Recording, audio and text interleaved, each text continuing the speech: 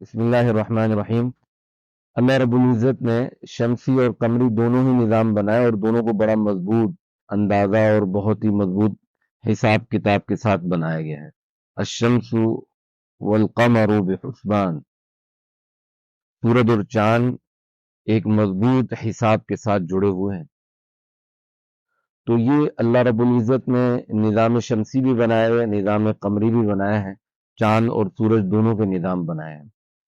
اگر ہم شمسی نظام کو دیکھتے ہیں اور ایک سال پورا ہوتا ہے، ہم اس کو کہتے ہیں شمسی سال، اور اگر چاند کے نظام کو دیکھتے ہوئے اس کی ایک سال کی حرکت پوری ہوتے ہوئے ہم اسے کہتے ہیں قمری سال۔ آج کے زمانے میں ہم جو دو ٹائپس بناتے ہیں، ایک اسلامی سال ہے اور ایک انگریزی سال ہے۔ تو اسلامی سال کا مطلب ہے قمری سال، اور شمسی سال جو ہے وہ انگریزی سال کو کہا جاتا ہے۔ آج کل ہم بہت سارے مقامات پر یہ دیکھتے ہیں، جب بھی ہم کسی سے پوچھتے ہیں بھی سال کب سے شروع ہوتا ہے، کب ختم ہوتا ہے، تو ہر کوئی یہ کہتے ہوئے نظر آتا ہے جنوری سے شروع ہو رہا ہے، دسمبر پہ ختم ہو رہا ہے۔ مسلمانوں میں عموماً جو آج کی نئی جنریشن ہے ان کو تو معلوم ہی نہیں کہ سال کب شروع ہوتا ہے کب ختم ہوتا ہے۔ ہر کوئی یہ سمجھتا ہے کہ جنوری سے شروع ہوا اور دسمبر پہ ختم ہو گیا، یعنی اسے انگریزی سال کا علم ہے لیکن اسلامی سال کا علم نہیں ہے۔ اسلامی سال شروع ہوتا ہے محرم الحرام سے اور اس کی اینڈنگ ہوتی ہے ذوالحجہ کے مہینے میں، لیکن عموماً ہمارے آج کل نیو جنریشن کو یہ بات معلوم ہے۔ تو علی الکفایہ اس کے اوپر تو ہمیں ضرورت ہے کہ ہم اس اسلامی سال کو یاد رکھیں، اس کے مہینوں کو یاد رکھیں، ان کی تاریخوں کو یاد رکھیں۔ ٹھیک ہے، شمسی سال کے مطابق ہم انگریزی سال کے مطابق اپنے سارے معاملات حساب کتاب نمٹا رہے ہیں، وہ ٹھیک ہے جو بھی کرنا چاہ رہے ہیں، لیکن کم از کم ہمارے آفیسز میں، ہمارے گھروں کے اندر، ہمارے حساب کتاب کے اندر جہاں شمسی اور انگریزی سال کو بھی بنیاد بنایا جاتا ہے، وہاں پر کم از کم اسلامی سال کو بھی لکھا جائے اور اسے بھی یاد رکھا جائے۔ یہ جو محرم کا مہینہ ہے، یہ تو اسلامی سال کا آغاز ہو رہا ہے۔ یکم محرم سے 1446 یکم محرم سے شروع ہو جائے گا۔ آج جیسے ذوالحجہ ختم ہونے والا ہے، میرے خیال میں پرسوں یا اس کے بعد یکم محرم ہوگا۔ جنوری جو ہمارا انگریزی سال ہے، جو شمسی سال کہلاتا ہے، اس کی اینڈنگ ہوتی ہے دسمبر میں، اور یہ ہمیں انگریزوں نے بتایا ہے کہ دسمبر وہ منتھ ہے جس میں حضرت عیسیٰ علیہ السلام کی پیدائش ہوئی ہے، ولادت ہوئی ہے۔ وہ اپنے پیغمبر حضرت عیسیٰ علیہ السلام کی ولادت کو بنیاد بنا کر اپنے سال کا آغاز حضرت عیسیٰ کی ولادت سے کرتے ہیں، اور انہی کی تقلید میں ہم بھی ان کے پیچھے چلتے ہوئے ہم بھی ایسے ہی کرتے ہیں۔ حالانکہ بڑی مزے کی بات ہے کہ حضرت عیسیٰ علیہ السلام کے بارے میں یہ کہنا کہ وہ دسمبر کے مہینے میں پیدا ہوئے، یہ صحیح معلوم نہیں ہوتی، اس لیے کہ قرآن پاک میں سورہ مریم کے اندر اللہ رب العزت نے حضرت عیسیٰ علیہ السلام کی پیدائش کا اور حضرت ماں مریم علیہ السلام کی حمل کا تذکرہ فرمایا ہے کہ کیسے حضرت عیسیٰ علیہ السلام کا وجود ہوا اور کیسے ان کی ولادت ہوئی۔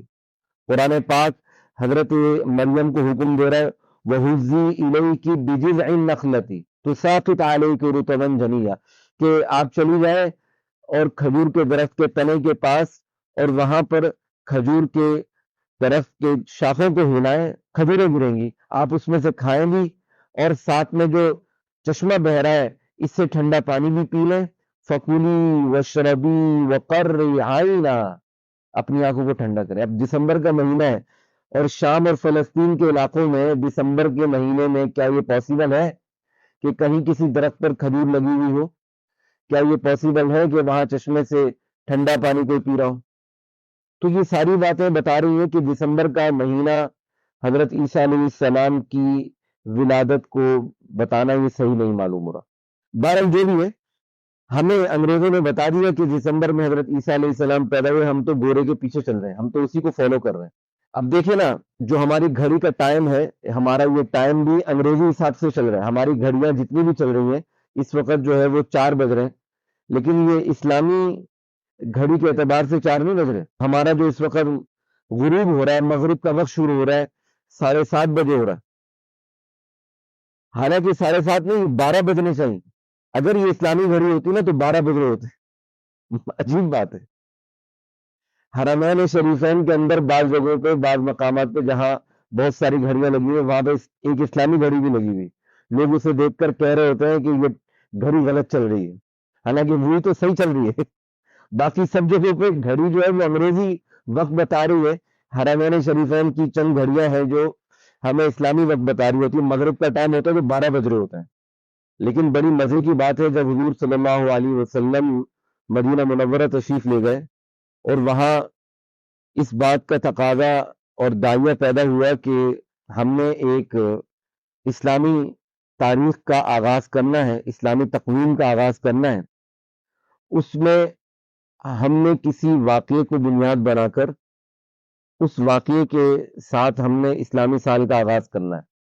اب وہ واقعہ کیا ہو، سب سے زبردست اور بہترین خوشخبری اور بشارت کا واقعہ جو پوری امت کے لیے بڑی رحمت ہے، وہ حضور صلی اللہ علیہ وسلم کی ولادت ہے، میلاد۔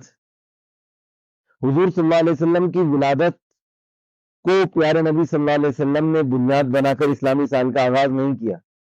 مکہ میں رہتے ہوئے سب سے بڑا معجزہ معراج کا واقعہ پیش آیا، لیکن پیارے نبی نے اس معراج کے بڑے واقعے کو بھی اسلامی تقویم کی بنیاد قرار نہیں دیا، بلکہ ایک ایسے واقعے کو حضور صلی اللہ علیہ وسلم نے اسلامی تاریخ کے اور اسلامی سال کے آغاز کے لیے چنا، جس میں بہت زبردست اور مؤثر پیغامات امت کے لیے تھے۔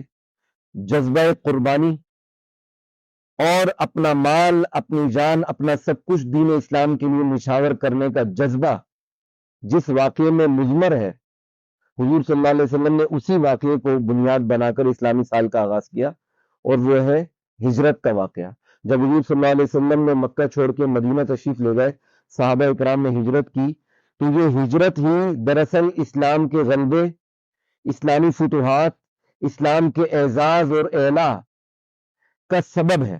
اگر یہ ہجرت نہ ہوتی تو مکہ میں تو مسلمان مغلوب تھے، ان کی طاقت نہیں تھی۔ ہجرت کے بعد ریاست مدینہ کا عروج اور پورا حجاز مقدس اور اس کے بعد پوری دنیا کے حصے، بہت بڑے حصے پر، بہت بڑے رقبے پر اسلام کا جھنڈا لہرایا گیا۔ یہ دراصل اس کے پیچھے پس منظر میں ہجرت کا واقعہ ہے کہ جس میں صحابہ نے اپنی جائیدادیں، اپنے اعزا و اقارب، اپنے والدین، اپنے بیوی بچوں کو، اپنے سارے علاقے کو، کنبے کو، اپنا سارا کاروبار چھوڑ کر مدینہ میں آ گئے۔ اتنی بڑی بے مثال قربانی ہے کہ ہم آج 1445 ہجری میں جی رہے ہیں، اور ایک دو دنوں بعد 1446 ہجری شروع ہونے والا ہے۔